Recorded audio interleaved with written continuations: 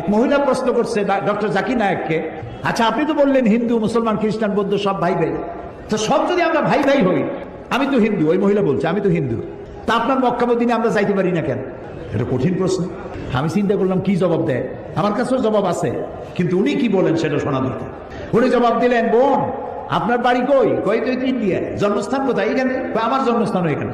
আচ্ছা বোন আপনি কি জানেন যে ইন্ডিয়ায় এমন এমন জায়গা আছে যেখানে এখানে জন্মগ্রহণ করার পরেও সে জায়গায় আপনি আর আমি যাইতে পারি না, এরকম জায়গার নাম জানেন? কোন এরকম জায়গা থাকবে কেন? আমি ইন্ডিয়া জন্মগ্রহণ করছি, সব জায়গায় যাইতে পারি।